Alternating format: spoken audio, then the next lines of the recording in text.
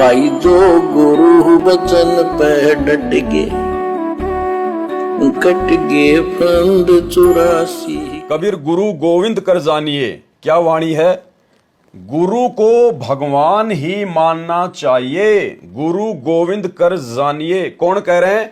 कबीर जी कह रहे हैं। संगत, आश्रमों से जुड़ी हुई संगत जिस काल्पनिक फोटो को कबीर मानती है, भगवान मानती है, जो भगवान ना चलता, ना बोलता, ना उठता, ना फिरता, ना सोता, ना जागता, ना आशीर्वाद देता, ना सत्संग सुनाता, बिल्कुल जड़, मुर्दा, पत्थर, तो वो कबीर क्या कह रहा है? गुरु गोविंद कर जानियो, यानी अपने गुरु को ही भगवान मान के चलना अगर भक्ति मार्ग पर सफलता प्राप्त करनी है तो। कबीर गुरु गोविंद कर जानिए और रहिए शब्द समाए। रहिए शब्द समाए यानी अपने गुरु जी के वचन में, उसके शब्द के अंतर्गत रह के भक्ति करना, उसकी मर्यादाओं का उल्लंघन मत करना, उसके शब्द का उल्लंघन मत करना, नियमों को मत तोड़ना। और मिले तो दंडवत बंदगी, और यदि आपको अपने गुरुजी से कभी साक्षात्कार हो, आमने सामने मिलना हो, तो तुरंत दंडवत बंदगी, उनके चरणों में दंडवत प्रणाम। नहीं पल पल ध्यान लगाए, अन्यथा पल पल अपने गुरुजी के ही ध्यान में रहना। पल पल ध्यान लगाने का मतलब है गुरुजी ने हमें जो भक्ति दे दी, तीनों समय की आरती दे दी, मंत्र जाप करने के लिए दे दिए, सुनने के लिए हमारे को सत्संग दे दिए, ज्ञान चर्चा करने के लिए साध संगति कर दी। कहने का मतलब अपने गुरुजी के विषय में ही लगन लगा के रखना, फालतू के विचारों को, फालतू की बकवादों को, काल प्रेरणाओं को अपने दिमाग में जगह मत देना।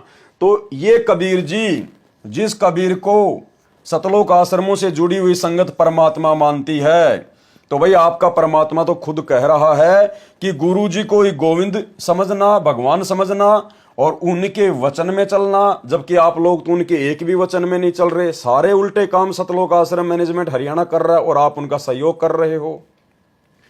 और मिले तो दंडवत बंदगी, नहीं पल पल ध्यान लगाए, पल पल अपने गुरु जी का ही ध्यान लगाना। यानी ये कबीर अपना ध्यान लगाने के लिए मना कर रहा है कि मेरा ध्यान नहीं लगाना, नहीं तो नरक में जाओगे। अपने गुरु जी का ही ध्यान लगाना है, अपने गुरु जी का ही।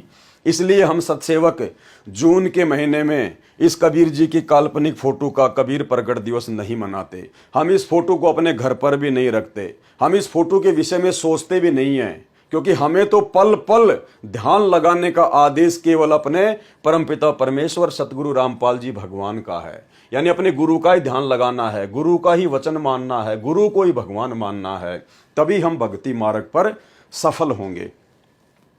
तो क्या कहा है कबीर? गुरु गोविंद कर जानिए, रहिए शब्द समाए, मिले तो दंडवत बंदगी, नहीं पल पल ध्यान लगाए। गुरु जी को गोविंद परमात्मा तुल्य जानना चाहिए। अब देखो भाई और बहनों, परमेश्वर हर बार अपने आप को छुपाएगा, सतगुरु रामपाल जी हर बार अपने आप को छुपाएंगे, लेकिन वाणी क्या कह रही है? वाणी कह रही है कबीर गुरु गोविंद कर जानिए। इस वाणी में यह कहीं भी नहीं लिखा हुआ कि गुरु जी को परमात्मा के समान मानना चाहिए, परमात्मा के बराबर मानना चाहिए। नहीं, ये जो कोष्टक है ये तो सतगुरु रामपाल जी भगवान ने अपनी तरफ से लगाया है, अपनी ओर से। जबकि वाणी क्या कह रही है? आप इस कोष्टक को हटा दीजिए, फिर आपको वाणी समझ में आ जाएगी। इसको हटा दीजिए आप, और अब आप वाणी को पढ़िए। गुरु जी को गोविंद जानना चाहिए, गुरु गोविंद कर जानिए, ये है इस वाणी का असली अर्थ। गुरु जी को गोविंद यानी भगवान जानना चाहिए, ना कि भगवान के समान जानना चाहिए। यानी कबीर परमात्मा स्वयं ही गुरु जी का रोल करते हैं, इसमें कोई मीन मेख नहीं है, कोई संशय नहीं है। सरलार्थ, गुरु जी को गोविंद जानना चाहिए और उनके द्वारा दिए गए भक्ति साधना के शब्द नाम को सदा जाप करते रहिए।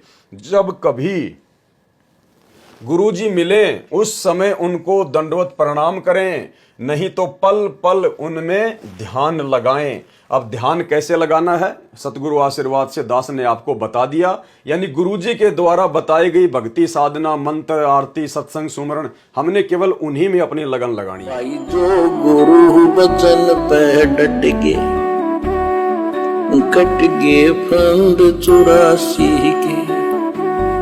कट गए फंद 84 के, कट गए फंद 84 के।